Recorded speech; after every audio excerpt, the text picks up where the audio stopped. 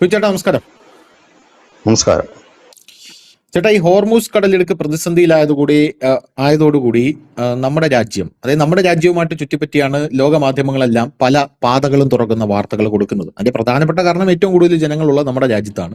നമ്മുടെ രാജ്യത്താണ് എല്ലാവരും വലിയ മാർക്കറ്റായിട്ട് കാണുന്നത്. നമ്മുടെ രാജ്യത്തേക്ക് എങ്ങനെ ചരക്കെത്തിക്കും, ഇന്ത്യയിലേക്ക് എങ്ങനെ ചരക്കെത്തിക്കും എന്നുള്ളതാണ് എല്ലാ രാജ്യങ്ങളുടെയും ബേസിക് ആയിട്ടുള്ള കൺസേൺ എന്ന് പറയുന്നത്. ഇന്ത്യയിലേക്ക് ചരക്കെത്തിക്കാൻ ഏതാണ് മാർഗം എന്ന് പല ആൾക്കാരും ആലോചിക്കുന്നു. പക്ഷേ നിർഭാഗ്യവശാൽ ഹോർമൂസ് കടലിടുക്കിലൂടെയാണ് 80% ഇന്ത്യയിലേക്ക് എണ്ണയടക്കം എത്തിക്കൊണ്ടിരുന്നത് എന്നുള്ളത് മറ്റൊരു കാര്യം. അതാണെങ്കിൽ ഇപ്പോൾ അടഞ്ഞുപോയി. ഇപ്പൊ ബാബ് അൽ മന്ദേബില് ഹൂത്തികൾ കനത്ത ആക്രമണം നടത്തിക്കൊണ്ടിരിക്കുകയാണ്. അമേരിക്കയും ഒമാനും കൂടെ കിടന്ന് അടിച്ചുകൊണ്ടിരിക്കുകയാണ്. ട്രംപ് ആണെങ്കിൽ അമ്പിന് വില്ലിനും അടുക്കുന്ന മട്ടില്ല. അപ്പൊ ഈ സാഹചര്യത്തിൽ റഷ്യയാണ് നമ്മുടെ ഇപ്പൊ പ്രൈം പാർട്ട്ണർ എന്ന് പറയുന്നത്. ഈ ഒരു സമയത്ത് പ്രൈം പാർട്ട്ണർ ആ റഷ്യയുടെ കയ്യിൽ നിന്നുമാണ് നമ്മൾ പല സാധനങ്ങളും ഇങ്ങോട്ടേക്ക് മേടിക്കുന്നതും. എന്താ പറയുക, വളരെ ഗംഭീരമായിട്ടുള്ള ഒരു കൊടുക്കൽ വാങ്ങൽ ഒരു റിലേഷൻഷിപ്പാണ് നമ്മൾ അനുവർത്തിച്ചു പോരുന്നത്. അപ്പൊ അങ്ങനത്തെ ഒരു സാഹചര്യത്തിൽ ഈ നമ്മുടെ രാജ്യത്തേക്ക് എന്തെങ്കിലുമൊക്കെ വരണമല്ലോ. അങ്ങനെ വരണം എന്നുള്ളത് കൊണ്ട് തന്നെ നമ്മൾ മോസ്കോയിൽ നിന്ന് ഡയറക്റ്റ് ആയിട്ട് ഇങ്ങോട്ടേക്ക് പാക് അധീന കശ്മീരിനകം വഴി ഒരു റെയിൽവേ പാത ഇടുന്നുണ്ട് എന്നുള്ളൊരു റിപ്പോർട്ട് കഴിഞ്ഞ ദിവസം നമ്മൾ ന്യൂസ് ഇന്ത്യ മലയാളവും മറ്റു മാധ്യമങ്ങളും കൊടുത്തിട്ടുണ്ടായിരുന്നു.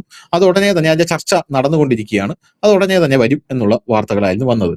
ഇനി ഒരു കടൽപാത വേണം. ഈ കടൽപാത വേണമെന്ന് പറയുമ്പോൾ പണ്ട് നമ്മൾ ചർച്ച ചെയ്ത ഒരു വാർത്തയുണ്ട്. അതായത് റഷ്യയുടെ ഇങ്ങ് തുമ്പത്ത്, റഷ്യ എന്ന് പറയുന്ന വലിയൊരു രാജ്യമാണ്, ലോകത്തിലെ ഏറ്റവും വലിയ രാജ്യമാണ്. അതിന്റെ ഇങ്ങ് തുമ്പത്ത് ഈ ചൈനയുടെ ഒരു പ്രദേശമുണ്ട്. പക്ഷെ അത് റഷ്യക്ക് കൊടുത്തു ചൈന. വ്ളാഡിവസ്റ്റോക്ക് എന്നാണ് ആ പ്രദേശത്തിന്റെ പേര്. ഈ വ്ളാഡിവസ്റ്റോക്ക് എന്ന് പറയുന്ന ആ പ്രദേശത്ത് റഷ്യ നരേന്ദ്രമോദിയെ ക്ഷണിച്ചിട്ടുണ്ടായിരുന്നു. അതായത് അവിടെ നിങ്ങൾ ഒരു സാറ്റലൈറ്റ് നഗരം പണിയൂ എന്നാണ് ആ സമയത്ത് പറഞ്ഞിരുന്നത്.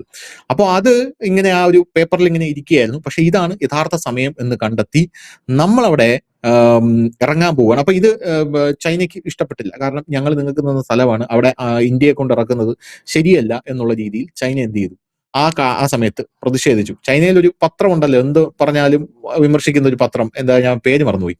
ആ പത്രം ഗ്ലോബൽ ടൈംസ്, ആ പത്രം വലിയ രീതിയിൽ വിമർശനമൊക്കെ ഉന്നയിച്ചിട്ടുണ്ടായിരുന്നു. എന്നാൽ ഇപ്പോ ചൈന നമ്മളെ ട്രാക്കിലോട്ട് വന്നിട്ടുണ്ട്. ഒരു പുതിയ കടൽപാത നമ്മൾ തുറക്കാൻ പോവുകയാണ്. സെന്റ് പീറ്റേഴ്സ്ബർഗിൽ നിന്നും ആണ് ആ കടൽപാത വരുന്നത്. സെന്റ് പീറ്റേഴ്സ്ബർഗിൽ നിന്ന് നേരെ വ്ളാഡിവസ്റ്റോക്കിലേക്ക് വന്ന് അവിടെ നിന്ന് സൗത്ത് കൊറിയയിലെ ബുസാനിൽ വന്നിറങ്ങി അവിടെ നിന്ന് നേരെ മലാക്ക കടലിടുക്ക് വഴി ഇന്ത്യയിലേക്ക് വരുന്ന ഒരു കടൽപാതയാണ് നമ്മളിപ്പോൾ തുറക്കാൻ പോകുന്നത്. നോർത്ത് സീ റൂട്ട് എന്നാണ് അതിന്റെ പേര്. ഇതാണ് അതിന്റെ റൂട്ട് മാപ്പ് എന്ന് പറയുന്നത്. നിങ്ങൾക്ക് ഒന്ന് ശ്രദ്ധിച്ചാൽ മനസ്സിലാവും പ്രേക്ഷകർക്ക്. സെന്റ് പീറ്റേഴ്സ്ബർഗ് അതിൽ മാർക്ക് ചെയ്തിട്ടുണ്ട്. അവിടെ നിന്ന് നേരെ വ്ളാഡിവസ്റ്റോക്കിലേക്ക് വരുന്നു. വ്ളാഡിവസ്റ്റോക്കിൽ നിന്ന് ബുസാനിലേക്ക് വരുന്നു. അവിടെ നിന്ന് നേരെ താഴെ വന്ന് ഇന്ത്യയുടെ ശ്രീലങ്ക, ഇന്ത്യ, അവിടെ മലാക്ക കടലിടുക്ക് വഴി വരുന്നതാണ് ഈ കടലിടുക്കിന്റെ റൂട്ട് എന്ന് പറയുന്നത്. അപ്പൊ നിലവിൽ ഹോർമൂസും ചെങ്കടലും കരിങ്കടലും എല്ലാ കടലും ആക്രമണ മുഖരിതമാണ്. അങ്ങനെയുള്ള ഒരു സാഹചര്യത്തിൽ ഏഷ്യയിലേക്ക് ചരക്ക് നീക്കത്തിന് ഈ വഴി വളരെ നിർണായകമാണ്. വ്യാപാര പങ്കാളികളായിട്ടുള്ള ഇന്ത്യയും ചൈനയും താല്പര്യം അറിയിച്ചിട്ടുണ്ട് ഇതിൽ. സ്വാഭാവികമായിട്ടും വ്ളാഡിവസ്റ്റോക്കിൽ നമ്മൾ ഇറങ്ങാൻ പോവുകയാണ്. അപ്പൊ എങ്ങനെയാണ് ഈ കടൽപാതയുടെ ഒരു കിടപ്പ് വശം എന്നുള്ളത് അറിയണം. കാരണം ഇതൊരു വലിയ പാതയാണ്. ഇതുവഴി എത്ര സമയം എടുക്കുമെന്നും നമുക്കറിയില്ല. പക്ഷേ മറ്റേ റൂട്ട് കിട്ടിക്കഴിഞ്ഞാൽ കസാക്കിസ്ഥാൻ വഴി, തജിക്കിസ്ഥാൻ വഴി, പാക് അധീന കശ്മീർ, അഫ്ഗാനിസ്ഥാൻ വഴി പാക് അധീന കശ്മീരിൽ കയറുന്ന ആ ഒരു ഈ ഒരു ട്രെയിൻ റൂട്ട് കിട്ടിക്കഴിഞ്ഞാൽ വളരെ എളുപ്പമായിരിക്കും. അതിന്റെ കൂടെ ഒരു സൈഡ് എന്ന രീതിയിലാണ് ഇതിപ്പോൾ വരുന്നത്. അപ്പൊ എന്ത് തോന്നുന്നു നിലവിൽ ഇപ്പൊ ഇതിന്റെയൊക്കെ ഒരു ഇംപ്ലിക്കേഷൻ എന്താണ്? എത്ര സമയം എടുക്കും ഇത് വരാനായിട്ട്? അല്ല, ഓൾറെഡി ഈ റൂട്ട് നേരത്തെ ഉണ്ടായിരുന്ന റൂട്ടാണ്, പുതിയ റൂട്ടല്ല. ഇവിടെ ഈ ഏറ്റവും വലിയൊരു ഇതിന്റെ ഒരു പ്രശ്നം എന്താണെന്ന് വെച്ചാൽ അവിടെ ഈ ഐസ് തണുത്തുറഞ്ഞു കിടക്കുന്ന ഒരു ഏരിയ ആണ് ഇതിന്റെ തുടക്കം എന്ന് പറയുന്നത്. പക്ഷെ ഇപ്പോഴത്രയും പ്രശ്നങ്ങൾ അവിടെ ഇല്ല എന്നാണ് പറയുന്നത്. രണ്ടാമത്തെ കാര്യം, ഈ സൂയസ് കനാൽ വഴി പോകുന്നതിനേക്കാളും 14 ദിവസത്തെ ലാഭമുണ്ട് ഈ റൂട്ട് വഴി വന്നാൽ. ഇവിടെ ശ്രദ്ധേയമായ ഒരു കാര്യം, നമ്മൾ കരുതും ഈ റഷ്യക്കും മറ്റുമൊക്കെ ഇന്ത്യയിൽ ചരക്കെത്തിക്കാനും അല്ലെങ്കിൽ ഇന്ത്യയിൽ നിന്നുള്ള ചരക്കുകൾ റഷ്യയിലേക്ക് എത്തിക്കാനും വേണ്ടി മാത്രമുള്ള ഒരു പാതയാണ്. അല്ല, പുതിയ പുതിയ പാതകൾ വരുന്നതിന്റെ ലക്ഷ്യം തന്നെ ഈ ഇന്ത്യ വഴി മറ്റ് രാജ്യങ്ങളിലേക്ക് ഈ ചരക്കെത്തിക്കുക എന്നുള്ളതാണ് ഒരു ലക്ഷ്യം. അതായത് ഇന്ത്യയിലേക്ക് ഒരു ചരക്കെത്തിക്കുന്നു, ഒരു കച്ചവടം നടക്കും. ഇതുകൂടാതെ മറ്റ് ചരക്കുകൾ ഇവിടെ എത്തിച്ചുകൊണ്ട് മറ്റ് യൂറോപ്യൻ രാജ്യങ്ങളിലേക്ക് മറ്റും. ഇപ്പോൾ തന്നെ നമ്മുടെ കടലിടുക്കുകളും കടൽപാതകളും ഒക്കെ തന്നെ സംഘർഷഭരിതമാണ്. ചെങ്കടൽ ആണെങ്കിലും കരിങ്കടലാണെങ്കിലും ഇപ്പോൾ പറഞ്ഞ ഹോർമുസ് ആണെങ്കിലും എല്ലാം പ്രശ്നങ്ങൾ തന്നെയാണ്. നാളെയും പ്രശ്നങ്ങൾ കൂടത്തേ ഉള്ളൂ, കുറയാൻ ഒരു സാധ്യതയും എങ്ങും കാണുന്നുമില്ല. അപ്പൊ ഇതിന് ബദൽ പാതകൾ കണ്ടെത്തിയേ പറ്റൂ മനുഷ്യർക്ക്. കാരണം ബദൽ പാതകൾ ഇല്ല എന്നുണ്ടെങ്കിൽ എങ്ങനെ മുൻപോട്ട് പോകാൻ കഴിയും എന്നുള്ളത് ഒരു വിഷയമാണ്. ഇതിപ്പോ നമ്മളെ മാത്രം ബാധിക്കുന്ന ഒരു വിഷയമല്ല, റഷ്യ മാത്രം ബാധിക്കുന്ന ഒരു വിഷയമല്ല. ഇതിപ്പോ സൗദി അറേബ്യയും അമേരിക്കയെയും യൂറോപ്യൻ രാജ്യങ്ങളെ എല്ലാം ഇത് ബാധിക്കും.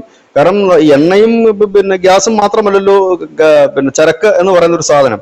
മരുന്നുകളുണ്ട്, ഭക്ഷ്യവസ്തുക്കളുണ്ട്, അങ്ങനെ മനുഷ്യന്റെ നിത്യോപയോഗ ആവശ്യത്തിനുള്ള വളമുണ്ട്, ഇരുമ്പ് ഉരുക്ക് അരികളുണ്ട്, അങ്ങനെയൊക്കെയുള്ള ഒരുപാട് കാര്യങ്ങൾ അങ്ങോട്ടും ഇങ്ങോട്ടും ഒക്കെ നമുക്ക് കൊണ്ടുപോകേണ്ടതും കൊണ്ടുവരേണ്ടതും ഒക്കെയാണ്. ഇന്നും ലോകത്തിന്റെ 80% കടൽ വഴിയാണ് ഈ ചരക്കുകൾ എത്തിക്കുന്നത് എന്നുള്ളത് ഒരു പ്രധാനപ്പെട്ടത്. അപ്പൊ അതുകൊണ്ട് കൂടുതൽ പാതകൾ കണ്ടെത്തേണ്ടിയിരിക്കുന്നു. എന്തുകൊണ്ടാണ് ഈ പാതയൊക്കെ നേരത്തെ കണ്ടെത്താൻ കഴിയാതിരുന്നത്, ഇല്ലെങ്കിൽ അതെന്തുകൊണ്ടാണ് ചെയ്യാതിരുന്നതെന്ന് ചോദിച്ചാൽ ധനുഷ് തുടക്കത്തിൽ തന്നെ പറഞ്ഞതുപോലെ ചൈനയ്ക്ക് താല്പര്യമില്ല ഇന്ത്യ അതിൽ പങ്കെടുക്കുന്നത്.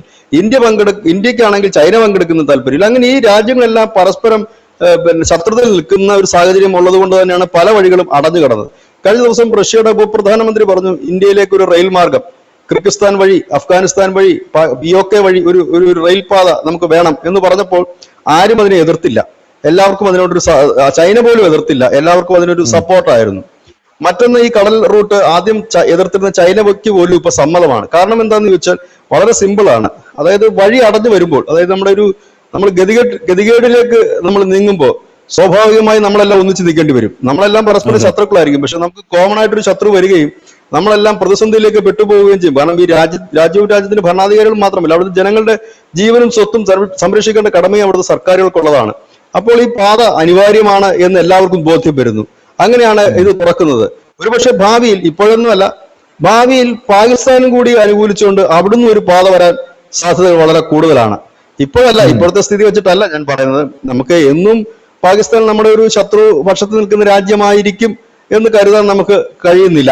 കാരണം എന്തെങ്കിലുമൊക്കെ ഒരിക്കൽ അവരും മാറി ചിന്തിച്ചേക്കാം, ഇല്ലെങ്കിൽ അവർക്കും ഒരു നിലനിൽപ്പിന്റെ ഒരു പ്രശ്നം വരികയും പാകിസ്ഥാനിൽ ഇപ്പോഴുള്ള ഈ വൃത്തികെട്ടവന്മാരുടെ ഭരണം അവസാനിക്കുകയും നല്ലവരായ ആളുകൾക്ക് വരികയും ചെയ്യാം. നമുക്ക് പറയാൻ പറ്റില്ല, ഓരോ കാര്യങ്ങളും അങ്ങനെയാണല്ലോ സംഭവിക്കുന്നത്. ഒരു നല്ല ഭരണാധികാരി വരികയും അദ്ദേഹം വേറൊരു മനഃചിന്തയോടുകൂടി വരികയും ഒക്കെ ചെയ്യുമ്പോൾ ഒരുപക്ഷെ വ്യത്യാസങ്ങൾ വന്നേക്കാം. അപ്പൊ എല്ലാവരും അത്തരത്തിലേക്കാണ് നോക്കുന്നത്. കാരണം ഇന്ത്യയെ സംബന്ധിച്ചാണെങ്കിലും ഇന്ത്യ ഒരു വലിയ വിപണിയാണ്. ഇവിടെ വലിയ കച്ചവടത്തിന് വേണ്ടിയിട്ടുള്ള പലരും ശ്രമിക്കുമ്പോൾ ഇന്ത്യ മറ്റു രാജ്യങ്ങളിലേക്ക് കച്ചവടത്തിന് വേണ്ടി വലിയ രീതിയിൽ ശ്രമിക്കുന്നുണ്ട്. കാരണം നമ്മൾ ഇതിന് തൊട്ടു മുമ്പെടുത്ത വാർത്ത നമ്മുടെ പെട്രോളിയം ഉൽപ്പന്നങ്ങൾ ഏതാണ്ട് 1 ഡസൻ രാജ്യങ്ങളിലേക്ക് നമ്മൾ വലിയ രീതിയിൽ കയറ്റുമതി ചെയ്യുന്നുണ്ടെന്നുള്ളതാണ്.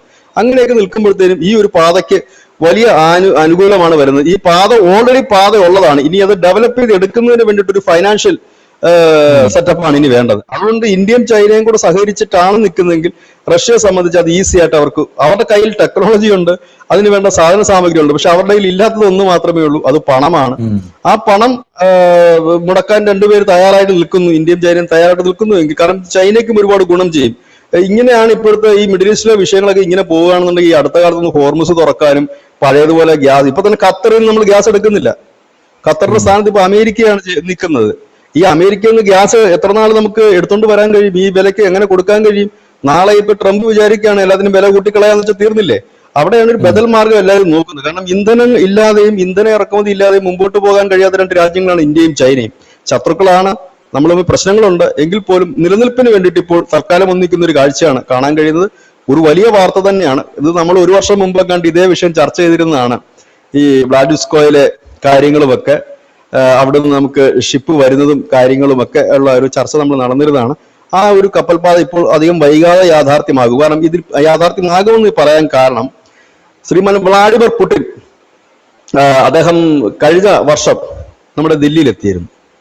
അന്ന് അദ്ദേഹം പറഞ്ഞൊരു കാര്യമുണ്ട്, ശ്രദ്ധിച്ചിട്ടുണ്ടാകും, പ്രേക്ഷകർക്കൊക്കെ അറിയാവുന്ന ഒരു കാര്യമാണ്. അദ്ദേഹം പറഞ്ഞൊരു കാര്യം, നമ്മൾ പുതിയ വഴികൾ കണ്ടെത്തേണ്ടിയിരിക്കുന്നു, അതിനുള്ള ശ്രമങ്ങളാണ് ഇപ്പോൾ ഞങ്ങൾ നടത്തിക്കൊണ്ടിരിക്കുന്നത്. പുതിയ വഴികൾ ലോകം മുഴുവൻ അടയുമ്പോൾ ഞങ്ങൾക്ക് പുതിയ വഴികൾ കണ്ടെത്താതിരിക്കാൻ കഴിയില്ല, പുതിയ വഴികൾ ഞങ്ങൾ കണ്ടെത്തിക്കൊണ്ടിരിക്കുന്നു. അന്ന് നമ്മൾ ഈ വിഷയം ചർച്ചയ്ക്ക് എടുത്തിരുന്നു. ആ വഴിയാണ് ഈ വഴി ഇപ്പോൾ ഉടനടി തുറക്കും എന്നുള്ള കാര്യമാണ് ഇപ്പോൾ വരുന്നത്. എനിക്ക് തോന്നുന്നു ഇത്തവണത്തെ ബ്രിക്സിന്റെ സമ്മേളനം അടുത്ത മാസമാണ് ദില്ലിയിൽ വെച്ച് നടക്കുന്നത്. അതിൽ ഈ താരങ്ങളെല്ലാം വരുന്നുണ്ട്. ഷീ ജിൻ പിങ് ഉണ്ട്, വ്ളാഡിമിർ പുടിൻ ഉണ്ട്. അപ്പോൾ അവിടെ വെച്ച് ചില വമ്പൻ പ്രഖ്യാപനങ്ങൾ ഉണ്ടാകുകയും പുതിയ റൂട്ടുകളുടെ പ്രഖ്യാപനം ഉണ്ടാകുകയും ഒരുപക്ഷെ യൂണിറ്റി, അതായത് മറ്റേ നാണയം, കോമൺ ആയിട്ട് അങ്ങോട്ടും ഇങ്ങോട്ടും യൂസ് ചെയ്യുന്ന ഒരു നാണയത്തിന്റെ ഒരു ഡിസ്കഷനോ ഇല്ലെങ്കിൽ അതിലൊരു പ്രഖ്യാപനവും കൂടി ഒരുപക്ഷെ സെപ്റ്റംബറിൽ ഉണ്ടായിരിക്കും. എന്തുകൊണ്ടും നിർണായകമാണ് ഈ ബ്രിക്സിന്റെ ഇത്തവണ ഇന്ത്യയിൽ വെച്ച് നടക്കുന്ന ഈ സമ്മേളനം. കാരണം എന്ന് വെച്ച് കഴിഞ്ഞാൽ ഒന്ന് മിഡിൽ ഈസ്റ്റ് വലിയ രീതിയിലുള്ള യുദ്ധം നടക്കുന്നു, റഷ്യ ഉക്രൈൻ യുദ്ധം നടക്കുന്നു. ഈ ഒരു പശ്ചാത്തലത്തിൽ ഒരു വലിയ നിർണായകമായ ഒരു ഒരു ഒരു ഒരു ഇത് തന്നെയായിരിക്കും ഈ സമ്മേളനം.